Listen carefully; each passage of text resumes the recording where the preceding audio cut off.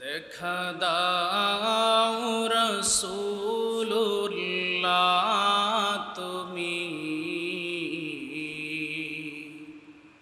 কাঁদে আশিক তোমার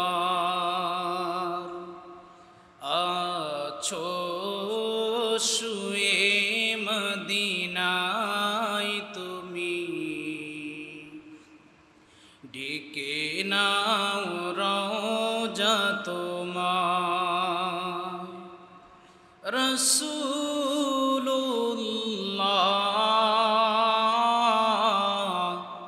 কি উপায় হবে আমার রাসূলুল্লাহ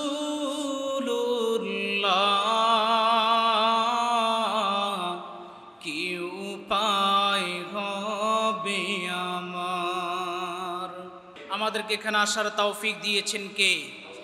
সকল ক্ষেত্রে প্রশংসা হবে কার? আমরা যদি প্রশংসা করি লাভ কার? এজন্য সকল ক্ষেত্রে একজনের প্রশংসা করতে হবে, তিনি কে? আল্লাহ। আমরা আজকে আলোচনা করব রাসূলুল্লাহ সাল্লাল্লাহু আলাইহি ওয়াসাল্লামের জন্ম এবং তাকে ভালোবাসার পদ্ধতি সম্পর্কে। আসলে আল্লাহ রাসূল সাল্লাল্লাহু আলাইহি ওয়াসাল্লামকে আল্লাহ তাআলা এত মর্যাদা দিয়েছে, যেই মর্যাদা কোনো নবী রাসূলকে আল্লাহ তাআলা দেন নাই। তিনি হলেন আখিরি নবী, খাতামুন নবিয়্যিন নবী, সর্বশেষ নবী মুহাম্মদুর রাসূলুল্লাহ সাল্লাল্লাহু আলাইহি ওয়াসাল্লাম। আল্লাহর নবী সাল্লাল্লাহু আলাইহি ওয়াসাল্লাম রবিউল আউয়াল মাসে এই পৃথিবীতে আগমন করেছেন। রাসূল সাল্লাল্লাহু আলাইহি ওয়াসাল্লামের এই আগমনের মাসে আমরা রাসূল সাল্লাল্লাহু আলাইহি ওয়াসাল্লামের উপরে তার জীবনী জানা, তার আদর্শ জানা এবং আদর্শ বাস্তবায়নের জন্য এখন থেকে চেষ্টা করার সিদ্ধান্ত নেওয়া। আমরা দেখা যায় পৃথিবীর ভিতরে কত মানুষের আদর্শ আমরা জানার জন্য চেষ্টা করি, কত পড়ালেখা আমরা করি, কত মানুষের জীবনী আমরা পড়ি, কিন্তু কোনো মানুষের জীবনী পড়ে, কোনো মানুষের আদর্শ গ্রহণ করে পৃথিবীতে কখনো শান্তি পাওয়া যায় না। পৃথিবীতে যদি শান্তি পেতে হয়, পৃথিবীতে যদি আদর্শ মানতে হয়, শুধুমাত্র মুহাম্মদুর রাসূলুল্লাহ সাল্লাল্লাহু আলাইহি ওয়াসাল্লামের আদর্শ মানতে হবে। এজন্য আমি যে রাসূলের আদর্শ মানব, এই রাসূলের আদর্শ মানার জন্য আমার রাসূলের জীবনী সম্পর্কে জানা দরকার, ঠিক কিনা? এজন্য রাসূল সাল্লাল্লাহু আলাইহি ওয়াসাল্লামকে আল্লাহ তাআলা এমন এক সময় পৃথিবীতে পাঠিয়েছেন, যেই সময় বর্বর জাহিলি মূর্খ জাতি বর্বর জাহিল জাতি চলতেছে। এমন সময় আল্লাহ রাসূল সাল্লাল্লাহু আলাইহি ওয়াসাল্লামকে আল্লাহ তাআলা পৃথিবীতে পাঠিয়েছেন। মূর্তি পূজা, শিরক এবং এমন কোনো অপকর্ম নাই যেই সময় হতো না। সমস্ত অপকর্ম যখন হতো, মূর্তি পূজা, শিরক সহ যত অপকর্ম আছে সমস্ত পাপ রাশি ওই সময় হতো। এমন সময় দীর্ঘ নবীদের বিরতির পরে আল্লাহ তাআলা তার হাবিবকে এই পৃথিবীর ভিতরে পাঠিয়েছেন। সুবহানাল্লাহ। কেন পাঠিয়েছেন আমরা কোরআন থেকে জানার চেষ্টা করব ইনশাআল্লাহ। আল্লাহ তাআলা সূরা সাবার 28 নম্বর আয়াতে আল্লাহ তাআলা বলেন, ওয়ামা আরসালনাকা ইল্লা কাফাতাল লিন্নাসি বাশীরান ওয়া নাযীরা। আল্লাহ তাআলা তার হাবিবকে এই পৃথিবীর ভিতরে সমগ্র মানব জাতির জন্য সুসংবাদদাতা এবং ভয় প্রদর্শনকারী হিসেবে পাঠিয়েছেন। সুবহানাল্লাহ। আর যত নবী রাসূল এই পৃথিবীতে আল্লাহ তাআলা পাঠিয়েছেন, সমস্ত নবী রাসূলকে আল্লাহ তাআলা কোনো ফ্যামিলির জন্য, কোন এলাকার জন্য, মহল্লার জন্য আল্লাহ তাআলা পাঠিয়েছেন। কিন্তু আমার নবী, আপনার নবী মুহাম্মদুর রাসূলুল্লাহ সাল্লাল্লাহু আলাইহি ওয়াসাল্লামকে আল্লাহ তাআলা সমগ্র মানব জাতির জন্য আল্লাহ তাআলা পাঠিয়েছেন। সুবহানাল্লাহ। আল্লাহ তাআলা বলতেছেন, ওয়া আরসালনাকা লিন-নাসি রাসূলা, হে নবী, আমি আপনাকে সমস্ত মানুষের জন্য নবী হিসেবে পাঠিয়েছি। সুবহানাল্লাহ। তাহলে অন্যান্য যত নবী রাসূল পৃথিবীতে এসেছেন, কোনো এলাকার জন্য, মহল্লার জন্য অথবা কোনো পরিবারের জন্য নবী রাসূল করে পাঠিয়েছেন।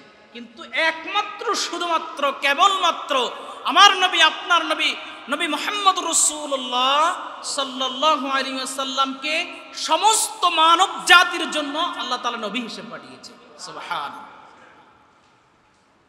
এরপরে আল্লাহ তাআলা কোরআনুল কারীমে তার পরিচয়টা আল্লাহ তাআলা প্রথমে কোরআনুল কারীমের প্রথম সূরা সূরাতুল ফাতিহার ভিতরে আল্লাহ তাআলা কোট করেছেন। আল্লাহ তাআলা বলেন, আলহামদুলিল্লাহি রাব্বিল আলামিন, সমস্ত প্রশংসা ওই প্রতিপালকের, যিনি সমগ্র সারা জাহানের রব। সারা জাহানের রবকে, সারা জাহানের সমস্ত পৃথিবীর সমস্ত মাখলুকাতের রব তিনি কে? আল্লাহ। সমগ্র মানব জাতির রব তিনি আল্লাহ। যে আল্লাহ তাআলা সমগ্র পৃথিবীর জন্য, সমগ্র জগতের জন্য রব, সমস্ত জগতের জন্য রাসূল সাল্লাল্লাহু আলাইহি ওয়াসাল্লামকে আল্লাহ তাআলা রহমত হিসেবে পাঠিয়েছেন। সুবহানাল্লাহ।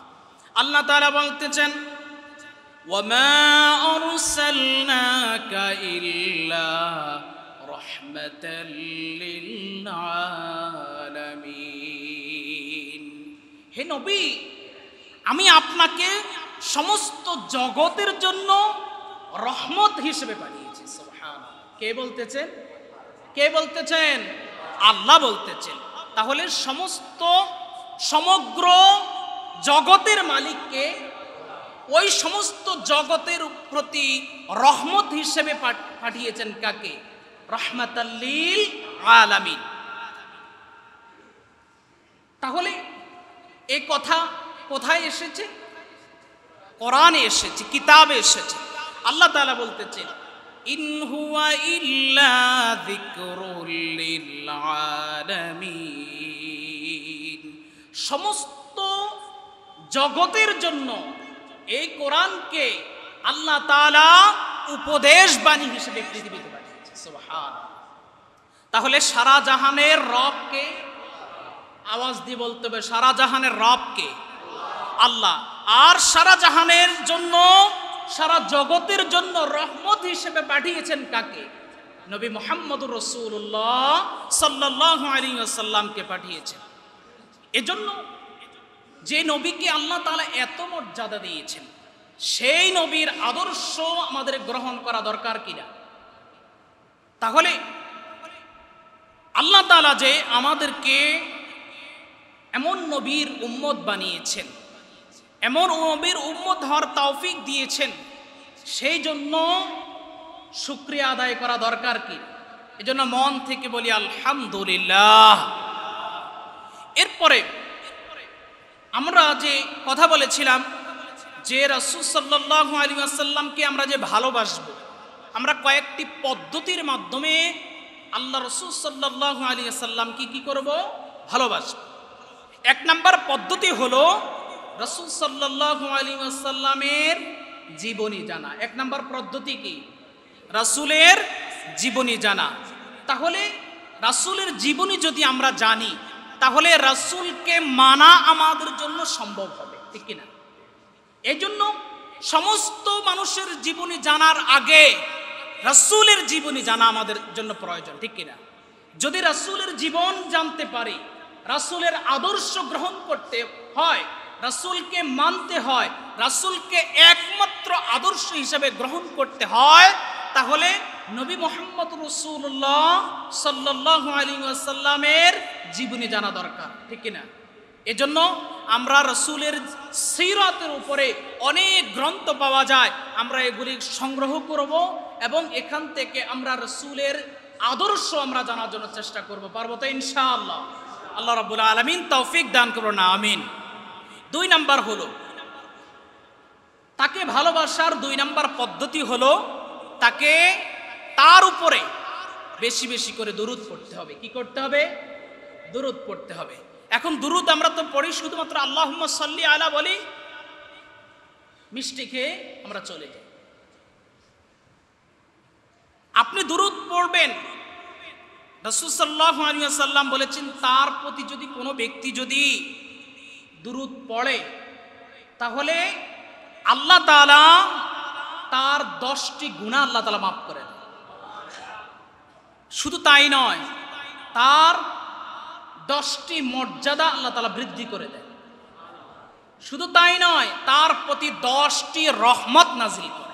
সুবহানাল্লাহ। এজন্য শুধু মানব জাতি, শুধু মানুষই তার প্রতি দুরূদ পড়ে তাই নয়, আল্লাহ এবং রাসূল তার প্রতি দুরূদ পড়ে। সুবহানাল্লাহ। আল্লাহ তাআলা সূরা আহজাবে বলেন, ইন্নাল্লাহা ওয়া মালাইকাতাহু ইউসাল্লুনা আলান নবী ইয়া আইয়ুহাল্লাযীনা আমানু সাল্লু আলাইহি ওয়া সাল্লিমু তাসলিমা। আল্লাহ তাআলা বলতেছেন নিশ্চয়ই আল্লাহ এবং ফেরেশতাগণ নবীর প্রতি দুরূদ পাঠায়। সুবহানাল্লাহ। কে পাঠায়? আল্লাহ এবং রাসূল, এবং আল্লাহ এবং ফেরেশতাগণ কার প্রতি দুরূদ পাঠায়? কথা বলে না। কার প্রতি? রাসূলের প্রতি দুরূদ পাঠায়। কে বলেছেন? আল্লাহ তাআলা বলেছেন। সূরা আহজাবে আল্লাহ তাআলা বলেছেন। শুধু তাই নয়, আল্লাহ তাআলা বলতেছেন হে মুমিনগণ তোমরা তার প্রতি দুরূদ পাঠাও এবং অধিক পরিমাণে সালাম পাঠাও। সুবহানাল্লাহ। দুরূদও পড়তে হবে এবং তার প্রতি কি করতে হবে? সালামও পাঠাতে হবে। আমরা সালাম পাঠাই কিনা? কখন পাঠাই? নামাজে পাঠাই। কখন পাঠাই? নামাজে পাঠাই। রাসূলের প্রতি দুরূদও পড়তে হবে, সালামও পৌঁছাতে হবে। আল্লাহ রাব্বুল আলামিন আমাদেরকে তৌফিক দান করে বলুন আমিন। রাসূল বলেছেন যে ব্যক্তি তার প্রতি দরুদ পড়ে না, তার প্রতি কি করে না? দরুদ পড়ে না, ওই ব্যক্তি হলো কৃপণ। ওই ব্যক্তি কি? কৃপণ। আল্লাহর নবী সাল্লাল্লাহু আলাইহি ওয়াসাল্লাম বলেন, তিরমিজি শরীফের বর্ণনা, আল্লাহর নবী বলতেছেন আল বাকিলুল্লাযী মান যুকিরাত ইনদাহু ফালাম ইউসাল্লি আলাইয়া, সে হচ্ছে কৃপণ যার সামনে আমার নাম উচ্চারণ করা হয়, আমার নাম উচ্চারণ করার পরে আমার উপরে দুরূদ পড়ে না, ওই ব্যক্তি হলো কৃপণ। এখন আমরা কি কৃপণ হতে চাই? আমাদের মনটা উদ্ধার করতে হবে। উদ্ধার করে রাসূলের প্রতি বেশি বেশি করে দুরূদ পড়া দরকার কিনা? শুধু তাই নয়, যে ব্যক্তি রাসূলের প্রতি দুরূদ পড়ে না, আল্লাহর নবী বলতেছেন রাগিমান ফুরাজুলিন যুকিরাত ইনদাহু ফালাম ইউসাল্লি আলাইহি, ওই ব্যক্তির নাম ধুলায় দূষিত হোক, ওই ব্যক্তি অপমানিত হোক যার সামনে আমার উপরে দুরূদ পড়া হয়, আমার জন্য দুরূদ পড়া হয় তার যার সামনে, ওই ব্যক্তি যদি দুরূদ না পড়ে তাহলে ওই ব্যক্তি অপমানিত হোক। কে বলেছেন? রাসূল বলেছেন। এজন্য রাসূলের প্রতি বেশি বেশি করে দুরূদ পড়া দরকার কিনা? শুধু তাই নয়, রাসূল সাল্লাল্লাহু আলাইহি ওয়াসাল্লাম বলেন যে ব্যক্তি আমার উপরে দুরূদ পড়ে না, ওই ব্যক্তি জান্নাতের পথ খুঁজে পাবে না। যে ব্যক্তি রাসূলের প্রতি দুরূদ পড়বে ওই ব্যক্তি জান্নাতের পথ খুঁজে পাবে। এজন্য আল্লাহর নবী সাল্লাল্লাহু আলাইহি ওয়াসাল্লাম বলেন তোমরা বেশি বেশি করে আমার প্রতি দুরূদ পড়ো, যদি তোমরা আমার প্রতি বেশি বেশি করে দুরূদ পড়ো তাহলে তোমরা জান্নাতের রাস্তা খুঁজে পাবে। সুবহানাল্লাহ। শুধু তাই নয়, দুরূদ পড়ার অনেক ফায়দা রয়েছে। যে ব্যক্তি রাসূলের প্রতি দুরূদ পড়বে আল্লাহ তাআলা ওই ব্যক্তিকে 10 গুণ সওয়াব দান করবে। কয় গুণ? আমরা একটু আগে বলেছিলাম, যে ব্যক্তি রাসূলের প্রতি একবার দুরূদ পড়বে আল্লাহ তাআলা তার প্রতি 10টি রহমত নাজিল করবে। বলেছি কিনা?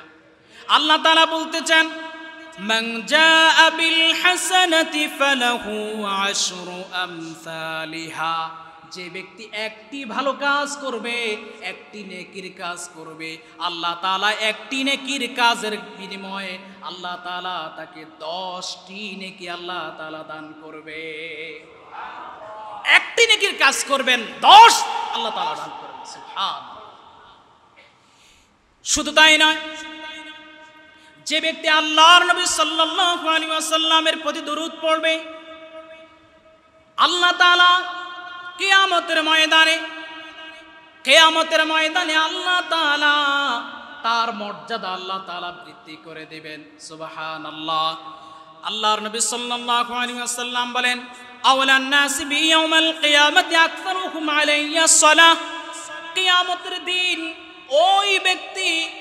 ওই ব্যক্তি আমার অতি নিকটে থাকবে, যে ব্যক্তি আমার প্রতি দুনিয়ার ভিতরে দরুদ পড়বে কিয়ামতের ময়দানে ওই ব্যক্তি আমার সবচেয়ে নিকটে থাকবে। শুধু তাই নয়, যে ব্যক্তি আল্লাহর নবী সাল্লাল্লাহু আলাইহি ওয়াসাল্লামের প্রতি দরুদ পড়বে জান্নাতের ভিতরে আল্লাহ তাআলা ওই ব্যক্তিকে বিশেষ মর্যাদা দান করবে। সুবহানাল্লাহ বলতে লজ্জা করে। জান্নাতে রাসূলের কাছাকাছি থাকা এটা কতটা সৌভাগ্য। আপনি এখান থেকে ঢাকায় থাকেন, অনেক দূরের কিনা, আপনি যদি এখান থেকে আমার কাছাকাছি থাকেন তাহলে আপনি অনেক কাছে কিনা। আপনি একটু চিন্তা করেন, খেয়াল করেন, জান্নাতের ভিতরে রাসূলের একদমই নিকটে থাকবেন, কতটা সৌভাগ্যবান হলে আপনি নিকটে থাকবেন। আল্লাহর নবী সাল্লাল্লাহু আলাইহি ওয়াসাল্লাম বলেন, ফামান কানা আকসারুহুম আলাইয়া সালাহ কানা আকরাবুহুম মিন্নী মানজিলা। যে ব্যক্তি দুনিয়ার ভিতরে আমার প্রতি বেশি বেশি করে দরুদ পড়বে ওই ব্যক্তি জান্নাতের ভিতরে আমার অতি নিকটে থাকবে। তাহলে বেশি বেশি করে দরুদ পড়া দরকার। আর দরুদ বেশি বেশি করে পড়বেন, আল্লাহ তাআলা আপনার মর্যাদা বৃদ্ধি করে দিবেন। সুবহানাল্লাহ। দুনিয়াতে মর্যাদা বৃদ্ধি করবেন এবং জান্নাতের ভিতরে আল্লাহ রাসূল সাল্লাল্লাহু আলাইহি ওয়াসাল্লামের অতি নিকটে আপনি থাকতে পারবেন। সুবহানাল্লাহ। শুধু তাই নয়, কোন ব্যক্তি যদি রাসূলের প্রতি দরুদ পড়ে তাহলে আল্লাহ তাআলা তার হৃদয়কে, তার দিলকে, তার মনকে, অন্তরকে আল্লাহ তাআলা পবিত্র এবং পরিচ্ছন্ন করে দিবেন। সুবহানাল্লাহ। আল্লাহর নবী সাল্লাল্লাহু আলাইহি ওয়াসাল্লাম বলেন, সাল্লু আলাইয়া ফাইন্না সালাতাকুম আলাইয়া যাকালাকুম। তোমরা আমার প্রতি বেশি বেশি করে দরুদ পাঠাও, আমার উপর দরুদ পাঠের দ্বারা তোমাদের অন্তরকে আল্লাহ তাআলা পবিত্র এবং পরিচ্ছন্ন আল্লাহ তাআলা করে দিবেন। বেশি বেশি করে দরুদ পড়া দরকার, তাহলে দেখবেন আপনার হৃদয়টাকে আল্লাহ তাআলা বিশুদ্ধ করে দিবেন। সুবহানাল্লাহ। এজন্য রাসূলের প্রতি দরুদ পড়তে হবে। যে ব্যক্তি রাসূলের প্রতি দরুদ পড়ে না ওই ব্যক্তিকে আল্লাহ তাআলা কি করবেন? দুনিয়াতে অপমানিত করবেন। আমরা কি চাই দুনিয়াতে অপমানিত হতে? আমরা চাই দুনিয়াতে সম্মানিত হতে, এটা আমরা চাই না। এজন্য রাসূল সাল্লাল্লাহু আলাইহি ওয়াসাল্লাম দুনিয়াতে যেভাবে আমাদেরকে যা করার জন্য বলেছেন তা যদি আমরা পালন করি তাহলে দুনিয়ার ভিতরে আল্লাহ তাআলা আপনাকে আমাকে মর্যাদা দান করবেন, আর আখিরাতে আল্লাহ তাআলা আপনাকে আমাকে মর্যাদা দান করবেন। তাহলে কৃপণতা নয়, দিলটাকে, মনটাকে উদ্ধার করতে হবে, রাসূলের প্রতি বেশি বেশি করে দরুদ পড়তে হবে, ঠিক কিনা? তিন নাম্বার পদ্ধতি হলো রাসূলকে ভালোবাসার, তিন নাম্বার পদ্ধতি হলো রাসূলকে ভালোবাসতে হবে সাহাবায়ে কেরামের মতো। সুবহানাল্লাহ, কার মতো ভালোবাসতে হবে? আপনার মন গড়া ভালোবাসা দিয়ে কাজ হবে না, ভালোবাসতে হবে সাহাবায়ে কেরাম যেভাবে রাসূলকে ভালোবেসেছেন ওভাবে আপনাকে ভালোবাসতে হবে, ঠিক না? এজন্য আল্লাহর নবী সাল্লাল্লাহু আলাইহি ওয়াসাল্লাম বলেন, বুখারী মুসলিমের বর্ণনায় হযরত আনাস রাদিয়াল্লাহু থেকে বর্ণিত, রাসূল সাল্লাল্লাহু আলাইহি ওয়াসাল্লাম বলেন, লা ইউমিনু আহাদুকুম হাত্তা আকুনা আহাব্বা ইলাইহি মিন ওয়ালিদিহি ওয়া ওয়ালাদিহি ওয়ান নাসি আজমাইন। তোমরা ততক্ষণ পর্যন্ত মুমিন হতে পারবে না। কি হতে পারবে না? আমরা কি মুমিন হতে পেরেছি? পারি নাই।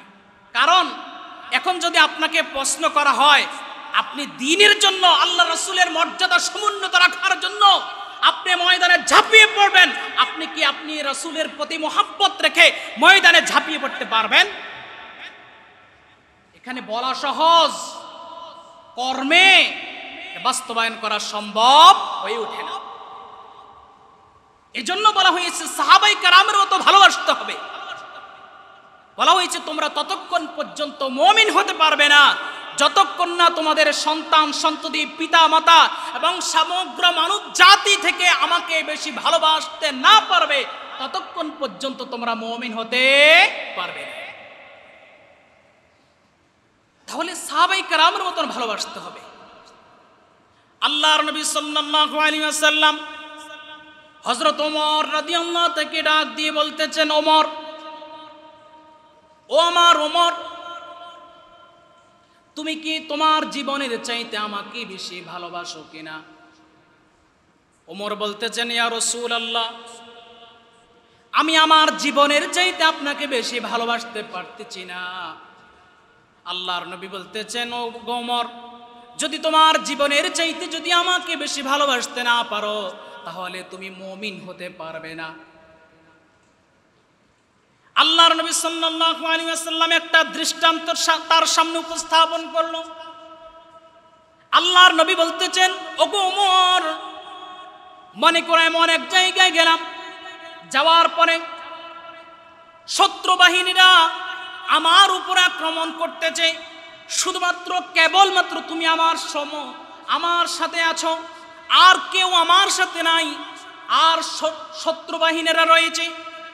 ওই সময় যদি আমার উপরে যদি শত্রু বাহিনীরা যদি আক্রমণ করে তাহলে ওই সময় তুমি কি করবে? তুমি কি তোমার জীবনকে বাঁচানোর জন্য চেষ্টা করবে, না আমাকে রক্ষা করার জন্য চেষ্টা করবে?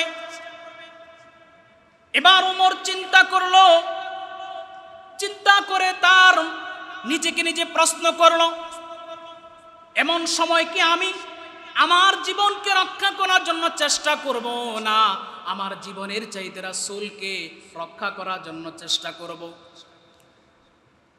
ওমরের ভিতরে প্রশ্নের উত্তর পেয়ে গেলেন। ওমর এবার আল্লাহর নবী সাল্লাল্লাহু আলাইহি ওয়াসাল্লামকে ডাক দিয়ে বলতেছেন, ওগো নবীজি, এমন সময় যখন কাফির বেঈমান মুশরিকরা আপনার উপরে যদি আঘাত করে আপনাকে সেভ করার জন্য যদি আমার জীবনও যায়, তারপরেও আমার নাকের আগায় নিঃশ্বাস থাকা পর্যন্ত আমি আপনাকে হেফাজত করার জন্য, আপনাকে সেভ করার জন্য আমি সর্বাত্মক চেষ্টা করে যাব।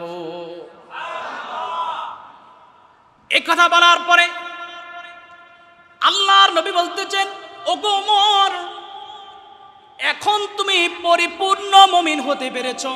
সুবহানাল্লাহ। এমন সময় যদি রাসূলের ইজ্জত নিয়ে যখন কাফের বেঈমান মুশরিকরা যখন রাসূলের ইজ্জত নিয়ে ছিনিমিনি খেলে, রাসূলকে চরিত্রে কালিমা লেপন করতে চায়, এমন সময় যদি এরকম কোন পরীক্ষা আসে, রাসূলের ইজ্জত সম্মান রক্ষা করার জন্য যদি প্রয়োজনে রাজপথে নামতে হয়, নামা যাবে তো ইনশাআল্লাহ? যদি জীবন দেওয়ার প্রয়োজন হয়, জীবন দেওয়া যাবে তো ইনশাআল্লাহ? যদি জেল জুলুম নির্যাতনের শিকার হতে হয়, পারা যাবে তো ইনশাআল্লাহ? যদি পারেন তাহলে আপনি প্রকৃত ঈমানদার হতে পারবেন। উহুদের ময়দানে যুদ্ধ এমন সময় হয়ে গিয়েছে, মুসলমানরা পরাজয় বরণ করতেছে। এমন সময় কাফের বেঈমান মুশরিকরা যখন আক্রমণ করা শুরু করলো, চতুর্দিকে আক্রমণ করা শুরু করলো, সাহাবায়ে কেরাম বিভিন্ন দিকে ছোটাছুটি করা শুরু করলো। আল্লাহর নবী সাল্লাল্লাহু আলাইহি ওয়াসাল্লামকে এমন এক জায়গায় আল্লাহ রাসূল সাল্লাল্লাহু আলাইহি ওয়াসাল্লাম এসেছেন, কাফের বেঈমান মুশরিকরা রাসূলকে চতুর্দিকে ঘিরে ফেলেছে। এমন সময় কয়েকজন সাহাবী আল্লাহ রাসূলকে সেভ করার জন্য মানব প্রাচীর রচনা করলো। রাসূলকে এক জায়গায় রেখে চতুর্দিকে রাসূলকে ঘেরাও করে ফেললো। এমন সময় কাফের বেঈমান মুশরিকরা যখন তীর ধনুক নিক্ষেপ করতেছে, আর সাহাবায়ে কেরাম বুক পেতে রাসূলকে হেফাজত করতেছে। হযরত তালহা রাদিয়াল্লাহু তাআলা আনহু এক এক করে যখন সাহাবায়ে কেরাম শহীদ হয়ে গিয়েছেন, হযরত তালহা রাদিয়াল্লাহু তাআলা আনহু উনি আল্লাহ রাসূল সাল্লাল্লাহু আলাইহি ওয়াসাল্লামকে ডাক দিয়ে বলতেছেন, ওগো রাসূল, আপনি মাথাটাকে নিচু করেন, আপনি বসে পড়ুন। আর তালহা রাদিয়াল্লাহু তাআলা আনহু রাসূলের সামনে গিয়ে দাঁড়িয়ে গেলেন। সুবহানাল্লাহ। কাফেররা সামনের থেকে আক্রমণ করতেছে, ডানে আক্রমণ করে, পিছনে আক্রমণ করে, বামে আক্রমণ করে, চতুর্দিক থেকে তীর নিক্ষেপ করতেছে। হযরত তালহা রাদিয়াল্লাহু তাআলা আনহু সামনে যায়, ডানে যায়, বামে যায়, পিছনে যায়, যে দিক থেকে তীর আসতেছে ওই দিকে যায়, আর তার বুকটাকে পেতে দেয়, পিঠটাকে পেতে দেয়, আর হাত দ্বারা বাধা দিয়ে তীর ধনুকগুলি বাধা দেয়, যেন একটা তীরও যেন রাসূলের গায়ে না পড়ে। যুদ্ধ শেষ হয়ে গেল।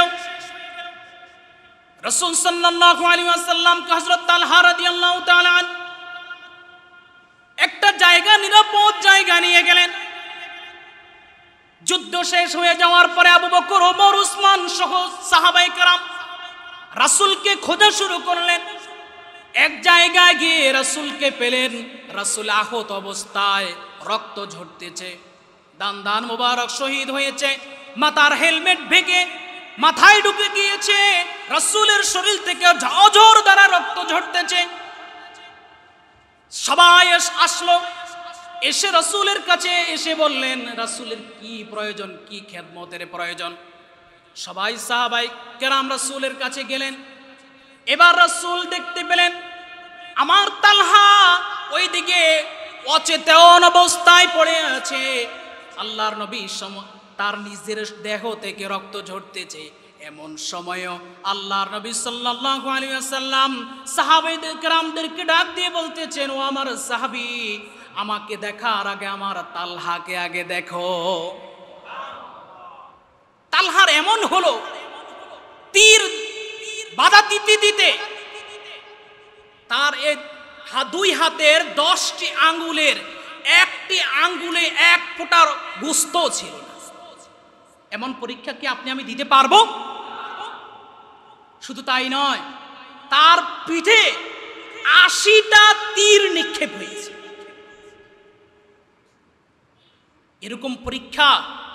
এরকম পরীক্ষা হয়তোবা যদি এরকম পরীক্ষা আসে, রাসূলের ইজ্জত নিয়ে যদি এরকম ইজ্জত নিয়ে যারা চিনিমিনি খারে, এরকম পরীক্ষা যদি আমার আপনার জন্য আসে, যদি আপনি মুমিন হয়ে থাকেন, তাহলে সামনে এগিয়ে যাবেন। কাফের বেঈমান মুশরিকদের সকল ষড়যন্ত্র ধূলিসাৎ করে রাসূলের মর্যাদাকে সমুন্নত রাখার জন্য প্রয়োজনে নিজের জীবনটা বিলিয়ে দিব। পারবো তো ইনশাআল্লাহ। এজন্য আল্লাহ তাআলা বলতেছেন, কুল ইন কুনতুম তুহিব্বুনাল্লাহ ফাত্তাবিউনি ইউহিব্বুকুমুল্লাহ ওয়া ইয়াগফির লাকুম যুনুবাকুম। তোমরা যদি আল্লাহকে ভালোবাসতে চাও, কাকে? আওয়াজ দিয়ে বলুন, কাকে? আওয়াজ হয় না, বলুন আল্লাহ। আরো আওয়াজ দিতে হবে, আল্লাহ। আরে এখানে যদি আপনি আওয়াজ দিতে না পারেন, যদি ময়দানে ডাকা ডাকা হয়, নারায়ে তাকবীর আল্লাহু আকবার স্লোগান দেওয়ার জন্য যদি কাফের বেঈমান মুশরিকদের সামনে যদি আপনাকে নারায়ে তাকবীর আল্লাহু আকবার স্লোগান দেওয়ার প্রয়োজন হয়, তাহলে আপনি ওখানে কিভাবে স্লোগান দিবেন? ট্রেনিংটা এখান থেকে নিতে হবে, ঠিক কিনা? তাহলে বলুন তো, নারায়ে তাকবীর, নারায়ে তাকবীর। এটা স্লোগান, আমাদের হৃদয়ের স্লোগান, ঠিক কিনা? আল্লাহ তাআলার স্লোগান ছাড়া পৃথিবীর ভিতরে যত স্লোগান আছে সমস্ত স্লোগান মুমিন মুসলমানের জন্য হারাম, হারাম, হারাম, ঠিক কিনা? তাহলে রাস্তায় রাস্তায় ঘুরে ঘুরে কার স্লোগান দেন আপনি? আমি নির্বাচন আসে, নির্বাচন আসার পরে ওই তাগুতকে আমরা সমর্থন করার জন্য তার পিছনে পিছনে আমরা ঘুরতে থাকি, ঠিক কিনা? তাকে নিয়ে আমরা স্লোগান দিতে থাকি, অথচ আমরা যার পিছনে ঘুরতেছি এক ওয়াক্ত নামাজও পড়ে না। দেখা যায় সকালে এক কথা বলে, বিকালে আরেক কথা বলে, ঠিক কিনা? তাহলে এমন নেতা আমাদের প্রয়োজন নয়, এমন নেতা আমাদের প্রয়োজন যেই নেতা সকালে যেই কথা বলবে বিকালেও সেই কথার প্রতি ইস্তেকামাত থাকবে, এমন নেতাই আমাদের প্রয়োজন, ঠিক কিনা? দেখেন না, অনেক মানুষ আমাদের নেতা সেজেছে, আমাদের উপরে ঘাড়ে চেপে আমাদেরকে বলা হয়েছে যে আমরা তোমাদের নেতা, সম্মান নিতে চেয়েছে, কোটি কোটি টাকার সম্পদ ঘটেছে, সম্মান তারা পায় নাই। এখন স্যান্ডেল আর জুতার ডিম নিক্ষেপে তাদের দিন কাটে, ঠিক কিনা?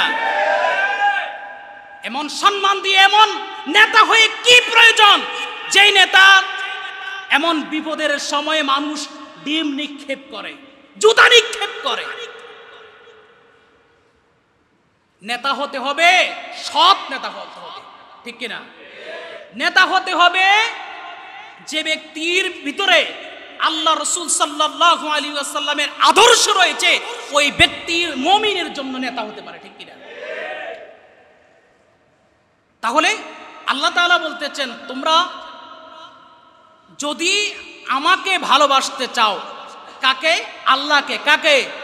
আল্লাহকে যদি ভালোবাসতে চাও তাহলে রাসূলের অনুসরণ করো। কার অনুসরণ? এখানে কি বলা হয়েছে অমুক তমুক, অমুক দল তমুক দল, এটাকে বলা হয়েছে? তাহলে অনুসরণ করার জন্য বলেছেন কাকে? রাসূলকে। যদি তোমরা রাসূলকে অনুসরণ করতে পারো, অনুকরণ করতে পারো, মানতে পারো, তার আদর্শ গ্রহণ করতে পারো, তাহলে আল্লাহ তাআলা তোমাদেরকে ভালোবাসবে। সুবহানাল্লাহ। বাড়িতে গিয়ে বললেন, শুয়ে শুয়ে বললেন, যদি তোমরা আল্লাহকে ভালোবাসো তাহলে রাসূলকে ভালোবাসো, যদি রাসূলকে ভালোবাসো তাহলে আল্লাহ তোমাদেরকে ভালোবাসবেন। যে ব্যক্তিকে আল্লাহ ভালোবাসবেন, আল্লাহ তাআলা ওয়ায়াগফির লাকুম যুনুবাকুম, আল্লাহ তাআলা ওই ব্যক্তিদের সমস্ত গুনাহ আল্লাহ তাআলা মাফ করে দিবেন। আপনি আমি গুনাহ মাফ চাই না? সবাই চাই কিনা? তাহলে আদর্শ গ্রহণ করতে হবে কাকে? রাসূলের আদর্শ গ্রহণ করতে হবে।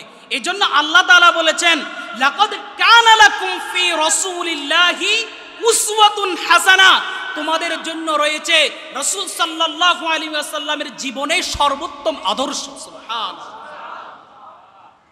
এটা কার কথা?